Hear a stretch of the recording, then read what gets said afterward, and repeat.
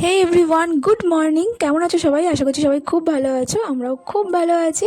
আর দুদিন ধরে যা বৃষ্টি হচ্ছে, ভাবছিলাম তো এবারে আমাদের উৎসবটা বোধহয় ঘেঁটেই গেল, কেউ হয়তো আসতে পারবে না। কিন্তু এই যে দুটো পাবলিককে দেখছো, আমার মা আর আমার ননদ, মানে আমার বোন, তো এনারা কিন্তু সব কিছুতেই আমাদের বাড়িতে রয়েছে। না না, মজা করছি। তো ওরা না এলে না কিছুই হয় না, আর সবাই মিলে হাতে পাতে না করলে কিচ্ছু হতে পারেই না একদম। কারণ এই রান্না উৎসবটার পিছনে যে এত স্ট্রাগল রয়েছে, খাটনি, সেটা যাদের বাড়িতে আছে তারাই হয়তো বোঝে, আদারওয়াইজ জানবে না কেউ। কারণ উম, এত সবজি কাটতেই তো অনেক সময়, ভাজাভুজি, রান্না, আর তার থেকেও বড় কথা রান্নাঘর পরিষ্কার করতে হয়, সমস্ত বাসন ধুতে হয়, তারপর আবার সেগুলোকে রান্নাঘরে ঢোকাতে হবে, তবে রান্না তুমি স্টার্ট করতে পারবে। তো এরকমই কিছু নিয়ম আমাদের বাড়িতে রয়েছে, মানে আমার শ্বশুর বাড়িতে। তো ওদিকে মা আর বোন যেমনটা দেখলে সবজি কাটতে বসেছে, তো বোন অর্ধেক কেটে ওখানে নুন হলুদ মাখাতে স্টার্ট করেছে, আর মা করছে অর্ধেক সবজি কাট। আর দিদা অ্যাজ ইউজুয়াল বসে বসে তদারকি করছে। অ্যাকচুয়ালি দিদাকে এটাই মানায়, তাই না? যাই হোক, তো বাবা ওদিকে করছিল চালটা থেতো করছিল, কারণ চালটা দিয়ে ডাল হবে। ও, তোমাদের তো বলাই হয়নি কি কি মেনু হচ্ছে। অ্যাকচুয়ালি আমাদের বাড়িতে হচ্ছে ভাত, তার সাথে চালটা দিয়ে টকের ডাল, আর তার সাথে প্রায় 13-14 রকমের ভাজা, আর ওলের বড়া, আর তার সাথে মাছের ঝাল। না না না না, আমার শ্বশুর বাড়িতে কিন্তু মাছ নেই, আছে নিরামিষ। বাট আমরা যেহেতু দিদার বাড়িতে থাকি, তাই দিদার যেহেতু মাছ আছে, তার জন্য কিন্তু আমাদের মাছের টকটা করতে হয়। আর এই যে পাবলিককে দেখছো, আমার ভাগ্নি, সে যে কী করবে, মানে একবার তার দিদুনের অ্যাসিস্ট্যান্ট, একবার দাদাইয়ের অ্যাসিস্ট্যান্ট, জানি না আর কার কার অ্যাসিস্ট্যান্ট হবেন উনি। তো যাই হোক, তো মামনি এদিকে সমস্ত ভাজাভুজি কমপ্লিট করছে। তো মামনি স্কুল থেকে এসে না ওই সমস্ত ধোয়াধুয়ি সমস্ত কিছু করে এদিকে রান্নাটা বসিয়ে দিয়েছে। আর রান্না বসানোর আগে না অনেকটা নিয়মও থাকে, জানো তো। স্নান করতে হবে, করে কাপড় পরে, আলতা পরে, সিঁদুর পরে, তবেই রান্না করতে বসতে হয়। তো এরকমই কিছু নিয়ম আছে। আর ভেবো না আমি শুধু ওই তদারকি করে শুধু ক্যামেরাই করে বেরিয়েছি, আমিও কিন্তু একটু কাজ করেছি। যাই হোক গে, তো তখন আমার স্নান হয়নি বলে তখন আমি কিছুতে হাত দিতে পারিনি।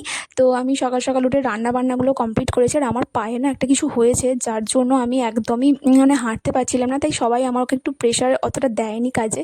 তো আমি স্নান টান সেরে এসে দেখি মামনি এদিকে ডাল সিদ্ধ করতে বসিয়ে দিয়েছে, আর এদিকে প্রেশার কুকারে ওলও সিদ্ধ করতে বসিয়ে দিয়েছে, আর এদিকে ভাজাভুজি করছে।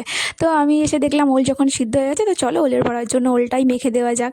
তো আমি মামনিকে বললাম, তো আমি কি করব, তুমি তো সবই করে ফেললে। বলছে তোর আজকে পায়ের জন্য তোর রেস্ট। তো আমি বললাম, না ঠিক আছে বলো, তাও তুই মাছের দায়িত্বটা নিয়ে নে, তুই মাছের টকটা রান্না করবি, ওটা আমার উপর দায়িত্ব পড়েছে। তো যাই হোক, তোমাদের দেখাবো, জানো তো আজকে এত মাছ নেওয়া হয়েছে যে কি বলবো। যাই হোক, তো এখানে আমি ওলের পরোটা মাখতে বসে গেছি। তো আমি তো সবটা জানি না, তো মামনি বলে বলে দিচ্ছিল, আর বোন আমাকে একটু হেল্প করে দিচ্ছে, মানে এর মধ্যে আটা দিতে হবে কতটা, গুড় দিতে হবে কতটা। আর আমাদের না মাছের টক বলো, ওলের বড়া বড়ো, সবটা গুড় দিয়ে করতে হয়, এরকমই নিয়ম আছে হয়তো। আর আমি এখানে শ্বশুর বাড়িতে এসেই না এত নিয়মকানুন, এত কিছু দেখছি, জানছি। খেতে তো আমি খুব ভালোই বাসি, বাট এই সমস্ত কিছু কাজ করতেও ভালো লাগে আমার, মানে ইচ্ছে লাগে করতে। বাট কিছু কিছু সময় হয়তো সবটা আমি পেরেও উঠি না, বাট চেষ্টা করি যেটুকু আমি পারি। আর আমাকে না সবাই প্রেশারাইজও করে না, আমি যেটুকু পারি সেটুকু করি। তো যাই হোক, এদিকে ওলের বড়াটা মাখতে মাখতে তোমাদের একটা কথা বলি। আমি জানি আমার ভিডিও দিতে দেরি হয়ে গেছে, তো তোমরা প্লিজ কিছু মনে করো না, কারণ নেটওয়ার্কের এত সমস্যা ছিল, আর আমার শরীরটাও ভালো ছিল না, হয়েছে বললাম পায়ে ব্যথা। আর তার থেকেও বড় কথা, পায়ে আমার একটা পিনও ঢুকে গিয়েছিলো আর একটা পায়ে। তো তার জন্য ইঞ্জেকশন নিতে যেতে হয়েছিলো, অনেক কিছু ঘটেছে, তার জন্যই আমি দিতে পারিনি। আর মামনের দিকে ডাল সিদ্ধটা করতে এসেছিলো না, চালদা দিয়ে ডাল। তো আমি এদিকে চলে এসেছিলাম তখন একটুখানি ভাজাভুজিগুলো উল্টে পাল্টে দিতে। তো যাই হোক, তো তোমরা কাদের কাদের বাড়িতে এরকম রান্না পুজো আছে সেটা কিন্তু আমাকে কমেন্টে জানিও। হ্যাঁ, মানে যাদের বাড়িতে আছে তারাই তো জানবে না এর পিছনে কতটা কিছু খাটনি থাকে। তো যাই হোক, তো তারপরে আমি চলে গেলাম একটু চা করতে। আর ততক্ষণে দেখো মামনের দিকে যে ভাজাভুজিগুলো হয়ে গেছে না, সেগুলো এদিকে আলাদা করে রাখলো, কারণ এগুলো তাহলে হাত দেওয়া যাবে না, জানো তো। এগুলো না আবার কালকে খেতে হবে, মানে পান্তার সাথে খাওয়ার জন্য যেগুলো রাখা হবে, সেগুলো আর রাতেতে নেওয়া যায় না, তাই রাতের খাবারটা আলাদা করেই রাখতে হয়। তো যাই হোক গে, আমি এদিকে একটু চা বসিয়ে দিলাম, কারণ সবার ভীষণ চা খেতে মন হচ্ছিলো। তো মামনি অনেকক্ষণ ধরে রান্নাবান্না করছিলো, আর মামনির না অর্ধেক রান্না, মানে অর্ধেক ভাজাভুজি অলমোস্ট ডান। তো যাই হোক, তো আমি এদিকে সবার জন্য চা করলাম, আর চা বানাতে বানাতে না এখানে কয়েকটা রিলসও বানিয়েছি, তোমরা হয়তো আমার শর্টসে দেখেছো সেটা। তো কেমন হয়েছে সেটাও জানিও কিন্তু। তো যাই হোক, তো সবার জন্য চা বানালাম। আর তারপরে এত সকাল সকাল কেন রান্না করছি জানো তো, কারণ আমার বাবা আসবে, তো বাবা ডিউটি থেকে আসবে, এসে খাওয়া দাওয়া করে না আবার বাড়ি চলে যাবে, কারণ বাড়িতে তো কেউ নেই না, মা আর ভাই শুধু ছিল এখানে। এখানেই চলে এসছে, তো বাড়ি ফাঁকা, তাই বাবা রাতে থাকবে না, বাবা চলে যাবে, তো ট্রেন ধরবে, তাই একটু তাড়াতাড়ি। আর এই দেখো কত মাছ দেখেছো, এই এত মাছের টক হবে, বুঝেছো? তো যাই হোক, তো আমি ফার্স্টে মাছের মাথাগুলোকে ভেজে নিলাম। উফ, মাছের মাথা কিন্তু টকে খেতে ওয়াও লাগে, কি বলো? তো যাই হোক, তো তারপর এত মাছ সমস্ত কিছু ভাজতে ভাজতে না আমার প্রায় ঘন্টা 2 লেগে গেছে জানো, তবে গিয়ে আমি একটা মানে থামতে পেরেছি। যাই হোক, তো ততক্ষণে মামনির এই সমস্ত কিছু কমপ্লিট হয়ে গেছে, আর আমার মাছের টকও কিন্তু একদম ডান। আর এখানে যেগুলো রাখা হয়েছে না, এগুলো সব মানে কালকের জন্য। আর এই যে ভাতটা দেখছো হাঁড়িতে, এটা কিন্তু পান্তা ভাত হবে। এতে না পাতিলেবুর রস, তুলসী পাতা এইসবও দিতে হয়। আমি অনেক অনেক নতুন নতুন নিয়ম দেখছি, যেটা হয়তো আমি জানতামই না। তো যাই হোক, তো এগুলো সমস্ত কিছু এরকম কলা পাতা দিয়ে ঢাকা দিয়ে, পাথর দিয়ে চাপা দিয়ে দিতে হয়।